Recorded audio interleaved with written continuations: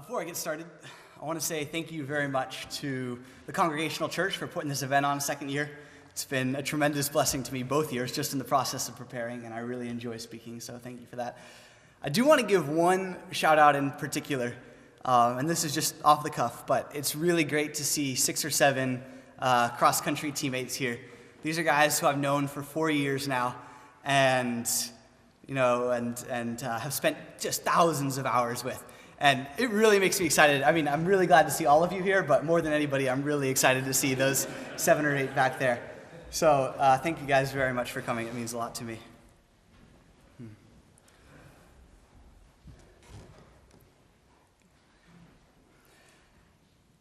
I often wonder what was going through Dietrich Bonhoeffer's mind the last few hours of his life. Death did not creep up on him as a surprise. He'd known for the last 24 hours about his scheduled execution, although he must have anticipated death at the hands of his captors many times during his prior 2 years of imprisonment.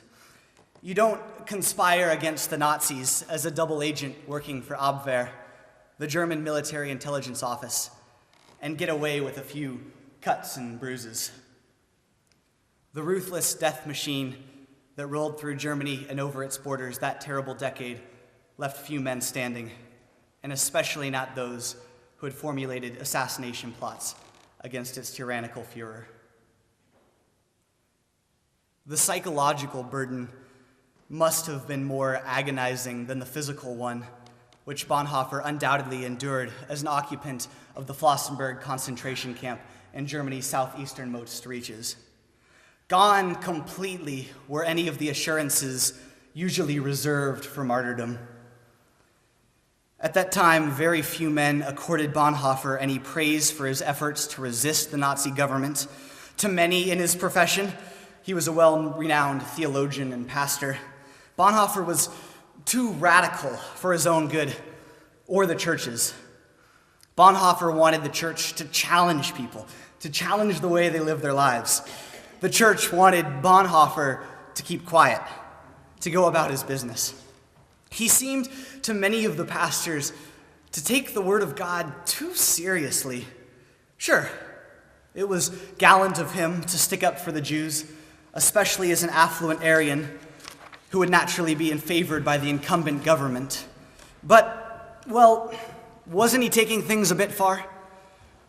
Perhaps it would just be better not to step on any toes, to go with the flow, to hold out for a diplomatic solution with the Nazi state. To many of the German people, Bonhoeffer was a traitor. His conspiratorial work, nothing less than a forceful stab in the back of the fatherland. How could one try to overthrow one's government, further, one's own people, especially during wartime when mothers and fathers were saying goodbye to sons serving their country despite near certain death?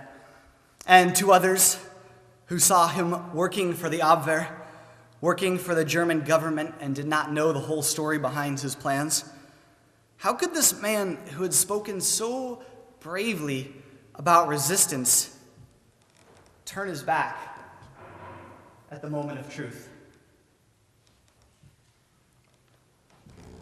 Let us be clear. Bonhoeffer, in the moments before his death, was not widely loved.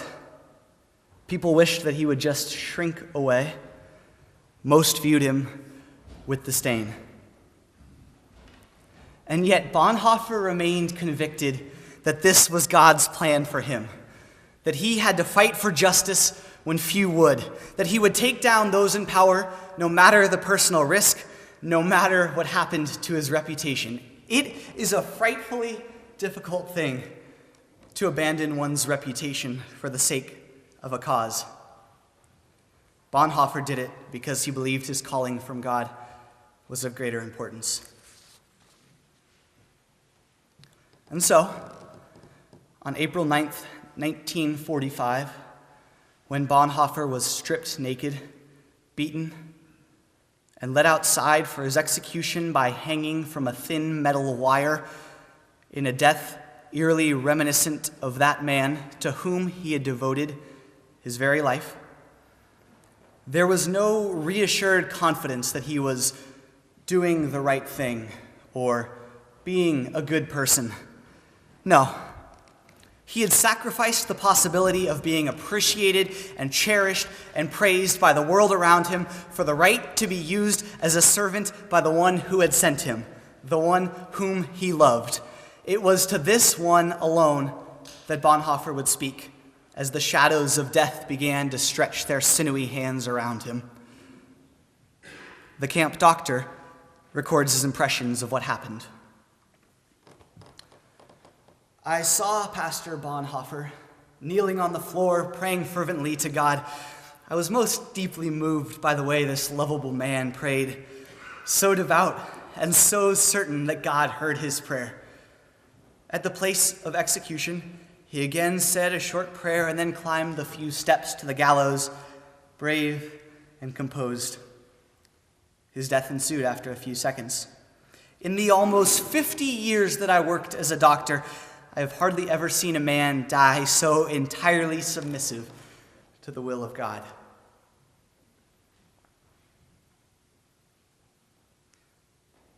I've been thinking a lot about Bonhoeffer's story lately, and I've realized that for me, it functions as much more than a story. It's something more like a paradox or perhaps a great call. It's a question which I'm beckoned to answer. You see, for the past 4 years or so, I've been trying to follow Jesus Christ. I've been considering the Christian life, the call which is placed on me, and treasuring it in my heart, as it were. Oftentimes, I stand on the edge of a vast ocean, contemplating whether or not I should jump into the water and trust that God's grace will keep me afloat in a sea of uncertainty. I want, with a certain tepidness, to follow God. The question that I keep asking myself, however, is if I will follow God no matter the cost. As a senior in college, I spend a fair amount of time thinking about the future, especially what might be called the great blank spaces of life that I get to fill in. So who am I going to marry? What career shall I choose? And to what shall I devote my life? And as I consider these questions, one part of me wants to be completely abandoned to God and his will, and not abandoned in some abstract, mystical sense, but abandoned to God as a daily decision, as a repeated act of my own will, which he has given me. And then another part of me, a warring voice, says that I will be abandoned to God, but only up to a certain extent. I will serve the orphan and the widow and the poor as long as I can maintain a modicum of personal security. I will speak boldly of God and the things he has done for me as long as my reputation as a good guy, a friend, someone who knows how to crack a joke and have a good time remains intact. I will suffer for the sake of the gospel and all of the goodness that it can bring to a fallen and broken world, provided that I have rational reassurances that I am doing the right thing. I will seek God, but he must be very present to me in my prayer life, and I must be deeply moved when I worship him. I have placed 1,000 conditions on the terms of my service to the one who I refer to as my Lord and my King. So the question that Bonhoeffer's life provokes in me is this enough? Is it enough? Is it enough to do the right thing when the right thing is rationally justifiable and I have at least a small faction of support? Or does allegiance to God in the midst of a physically, socially, economically, spiritually impoverished world sometimes entail more? And if so, am I willing to offer it? Does faith extend only so far as intellectually assenting to a God whom we cannot see?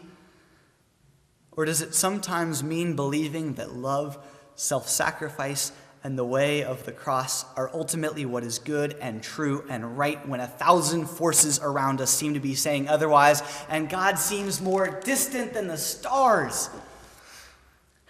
Did you know that Mother Teresa experienced a dark night in her soul which lasted for more than 40 years, where not once did she feel any tender reassurance from God that what she was doing was right. Jesus was frightfully clear about what it meant to follow him, to be worthy of his name, to be called a Christian. I'm sending you out like sheep among wolves. You will be hated by everyone because of me. Now, I fear that in my effort to provoke and to stir and to raise the stakes of following God, I risk making a mockery of sorts for the whole thing.